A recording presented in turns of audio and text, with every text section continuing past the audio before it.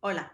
mi nombre es Mariana Chávez MacGregor, soy profesor asociado en la Universidad de Texas, en el MD Anderson Cancer Center, y me encantaría, por supuesto, estar con ustedes en Cali después del Congreso, bailar una rica salsa, pero bueno, por ahora tendremos que estar conectándonos de manera remota, estaremos en vivo para las preguntas y respuestas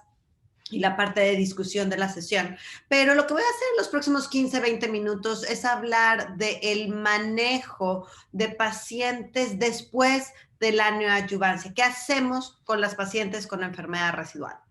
Sabemos todos nosotros que existen muchas ventajas del manejo con quimioterapia neoadyuvante y una de las más importantes es que además de que estamos mejorando las tasas de cirugía conservadora, la realidad es que podemos hacer una evaluación in vivo de la respuesta tumoral. Por mucho tiempo hemos sabido que la respuesta patológica completa es un marcador de pronóstico a largo plazo y esto tiene implicaciones muy importantes. Las hemos visto de manera pronóstica por mucho tiempo, pero el día de hoy también la respuesta patológica completa o la falta de respuesta patológica completa tiene implicaciones importantes en el tratamiento de nuestras pacientes. Datos de NCBP B18 demostraron hace mucho tiempo que el desenlace clínico de las pacientes en términos de supervivencia libre de progresión o supervivencia global es la misma si le damos a las pacientes quimioterapia pre o postoperatoria. Sin embargo, lo que es dramáticamente diferente es que las pacientes con mayor enfermedad residual tienen mayor riesgo de recurrencia independientemente del subtipo tumoral. Y esto es algo que lo estudió en un metaanálisis muy importante el grupo de Cortázar de la FDA. Y como pueden ver, la definición de respuesta patológica completa como la ausencia de cáncer invasor en la mama o en los ganglios linfáticos es determinante en términos de pronóstico, sobre todo para las pacientes con tumores HER2 positivas y los tumores triples negativos, como pueden ver ustedes en los recuadros rojos, donde la línea roja son las pacientes que tienen respuesta patológica completa. Si existen pacientes con respuesta patológica que tienen progresión y si existen pacientes sin respuesta patológica completa que no la tienen, pero lo que es una realidad es que aquellas pacientes con respuesta patológica completa tienen mucho mejores desenlaces clínicos, es decir, podemos hablar de distintos grupos de riesgo de acuerdo a la respuesta patológica completa. Esto nos ha ayudado también a desarrollar métodos para cuantificar la enfermedad residual, y este es el caso del Residual Cancer Burden que evaluó Fraser Siemens. Como pueden ver, de acuerdo a distintos tipos tumorales, aquellas pacientes en rojo que tienen lo que consideramos RCB3 tienen muy mal pronóstico, con un riesgo altísimo, altísimo de progresión. Y entonces, bueno, esto nos lleva realmente a pensar que el modelo neoadyuvante nos puede ayudar a modificar nuestros esquemas para incrementar las tasas de respuesta patológica completa, y eso lo hemos visto con la incorporación como el manejo estándar de pertuzumab en pacientes con tumores HER2 positivos y los estudios evaluando el uso de platinos en pacientes con tumores triples negativos, que si bien nosotros no lo utilizamos en todos los pacientes, sí ha demostrado incrementos en la tasa de respuesta patológica completa. Pero lo que nos queda preguntar es, bueno, podemos incrementar, y es importante incrementar las respuestas patológicas completas con nuevos agentes, pero también esta es una oportunidad para identificar a las pacientes que tienen los peores pronósticos y entonces mejorar los desenlaces clínicos de exactamente esas pacientes. Y entonces pensar en la posibilidad de agregar terapia muy específica a los grupos de pacientes que no tuvieron respuesta patológica completa basado en la respuesta al manejo neoadyuvante. El estudio que sin lugar a dudas vino a cambiar el manejo de las pacientes, sobre todo triples negativos, es el estudio CRATE-X, que fue presentado ya hace prácticamente 5 años en San Antonio, publicado en el New England Journal of Medicine en el 2017. Pacientes con tumores HER2 negativos, es decir, triples negativos o receptores hormonales positivos, recibieron quimioterapia neoadyuvante, y pacientes que no tuvieron respuesta patológica completa fueron aleatorizadas a recibir manejo estándar, es decir, terapia endocrina y observación en las pacientes con triple negativo o manejo con capecitabina. El esquema fue dosis altas, 2.500 miligramos por metro cuadrado por día, por 2 semanas sí, una no, entre 6 y 8 ciclos. Y esos son los datos del objetivo primario del estudio, que fue supervivencia libre de progresión. Las pacientes tratadas con capecitabina tuvieron menos riesgo de progresión, 82.8%, comparado con 74%, un hazard ratio reduciendo el riesgo 30%. Y cuando vemos los resultados de subgrupos, vemos que el mayor beneficio, de hecho, fue dado por las pacientes con tumores triple negativas. Cuando vemos las curvas de acuerdo a los subtipos de tumor, no hubo diferencia en las pacientes con receptores hormonales positivos, pero sí hubo una diferencia muy importante en pacientes con tumores triples negativas que tuvieron una diferencia de desenlace de 69.8% con 56.1%, es decir, muy importante. Hubo también una diferencia estadísticamente significativa en la supervivencia global y si bien ha habido controversias acerca de este estudio, dadas las toxicidades importantes asociadas con esa dosis tan alta y la controversia respecto a este estudio único que ha demostrado estos resultados tan impresionantes, y nos ha llevado a preguntarnos si podemos generalizar los resultados a una población que no sea principalmente asiática, dado que este fue un estudio asiático. Y si, dados los análisis de subgrupos, nos tenemos que enfocar en el tratamiento de pacientes triples negativas para este abordaje. Y eso es algo que tocamos en la guía de ASCO, en la que tuve la oportunidad de participar. Y lo que el panel de expertos recomendó fue que consideráramos el uso de capecitabina en adyuvancia en pacientes con enfermedad residual, pero sobre todo en aquellas pacientes con tumores triples negativas, reconociendo que la dosis utilizada en el estudio es muy alta y que la mayoría de nosotros tiene que utilizar dosis más bajas para nuestros pacientes.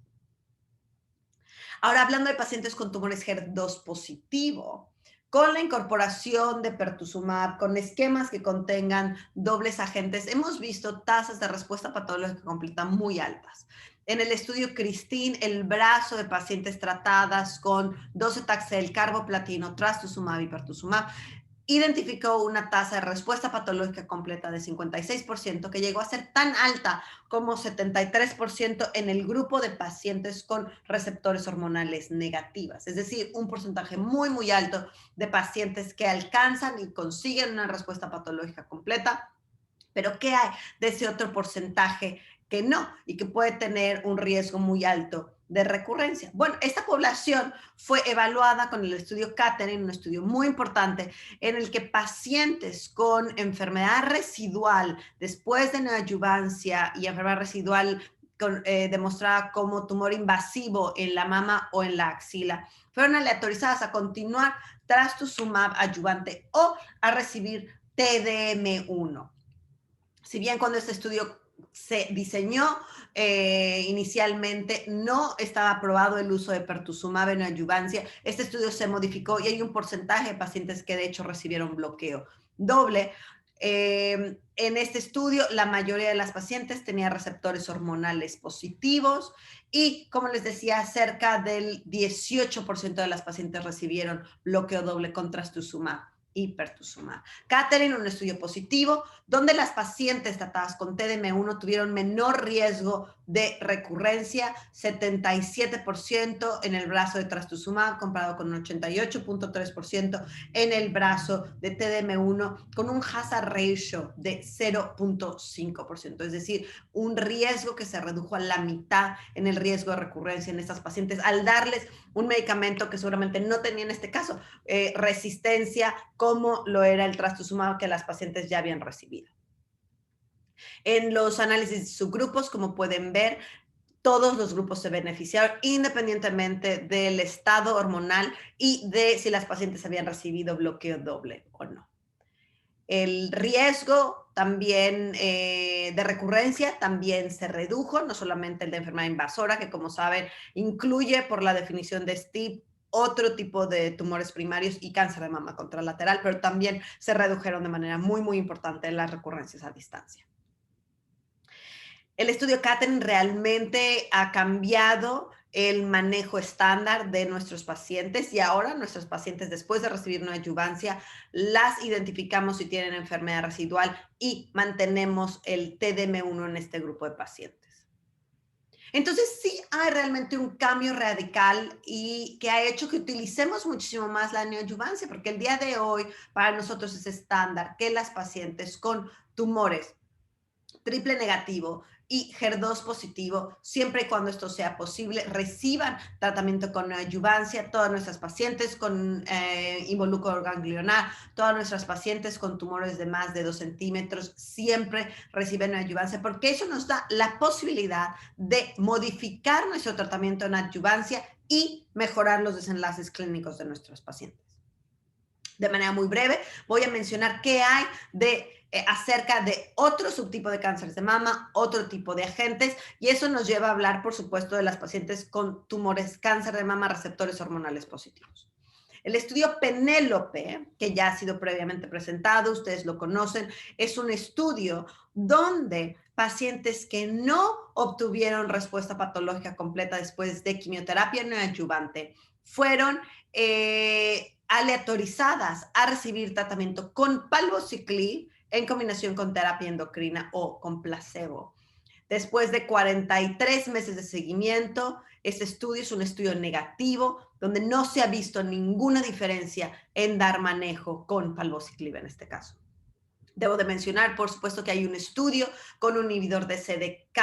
que es positivo. Este es el estudio Monarch, que si bien incluyó un grupo más diverso de pacientes, había pacientes que tenían enfermedad residual en este estudio, aunque no hemos tenido los resultados tan granulares. Sin embargo, este estudio es un estudio positivo, donde las pacientes tratadas con la combinación de abemaciclib con terapia endocrina tuvieron menor riesgo de recurrencia con un hazard ratio de 0.47, con una diferencia absoluta de 3.5%. Esto es todavía con un tiempo de seguimiento corto, pero es importante que lo sepamos. El estudio francés de Unirad utilizando everolimus fue presentado en ESMO Virtual hace unos pocos meses y había pacientes que tuvieron enfermedad residual de un ganglio linfático después de neoadyuvancia con quimioterapia o con terapia hormonal. Y este estudio fue un estudio negativo. Otra vez no tenemos los datos divididos por subgrupo, pero lo que sabemos el día de hoy es que nuestra mejor arma en pacientes con tumores con receptores hormonales positivos es optimizar la terapia endocrina, y el día de hoy no tenemos ningunos datos acerca de utilizar inhibidores de ciclinas o en este caso inhibidor de mTOR en pacientes con enfermedad residual. Lo que sí va probablemente a cambiar muy pronto es el manejo de estas pacientes cuando sean portadoras de una mutación germinal en BRCA1 o BRCA2, basado en los resultados del estudio Olympia, que fue presentado en ASCO hace apenas unas semanas. Este estudio, pacientes con mutación BRCA1 o BRCA2, ya sea triples negativos o receptores hormonales positivos, fueron aleatorizadas a recibir olaparib por un año o placebo. En el grupo de pacientes con receptores hormonales positivas tratadas con neoadyuvancia, tenía que haber importante enfermedad residual, pero estas pacientes posiblemente podrían recibir beneficio de este manejo. El día de hoy no ha sido aprobado por la FDA el uso de olaparib, pero sí creo que nos va a ayudar a modificar el manejo adyuvante en este grupo muy particular de pacientes. Tenemos estudios muy interesantes como el estudio de SWOG, donde pacientes con enfermedad residual triple negativo están siendo aleatorizadas a recibir pembrolizumab o no, siempre y cuando tengan enfermedad residual. Entonces, en los próximos años yo creo que vamos a saber mucho más acerca de los manejos de combinación con terapia endocrina y quizá evaluar el papel de nuevas moléculas, en este caso inmunoterapia en pacientes con tumores triple negativos. Para concluir, creo que el manejo de la enfermedad residual es fundamental porque podemos modificar los desenlaces de nuestras pacientes. Y el día de hoy, como regla general, yo creo que es importante recalcar que la inmensa mayoría de las pacientes con tumores triples negativos y HER2 positivos deben ser tratadas con quimioterapia no adyuvante. Las pacientes con enfermedad residual representan un grupo de muy alto riesgo que deben ser nuestro blanco y que tienen que ser reclutadas en ensayos clínicos que sean diseñados pensando en estas pacientes. Después de muchos años de estar utilizando quimioterapia no adyuvante, finalmente en los últimos años tenemos datos que apoyan con evidencia el agregar nuevas terapias. Capecitabina, probablemente solo para pacientes con tumores triples negativos, sabiendo que tenemos que monitorear las toxicidades. Recuerden, estas pacientes ya recibieron 6 meses de antraciclinas y taxanos, cirugía, radiación. Darle 6 a 8 meses 6 a 8 ciclos de capecitabina puede no ser fácil. En pacientes con tumores HER2 positivo con enfermedad residual, TDM1 es el manejo estándar. Y en pacientes con receptores hormonales positivos, al día de hoy lo que tenemos que hacer es optimizar la terapia endocrina y seguir de manera cercana los resultados de los estudios clínicos que están evaluando nuevas moléculas y también grupos específicos de pacientes como es el estudio Olympiad. Creo que vamos a seguir viendo nuevos agentes y vamos a seguir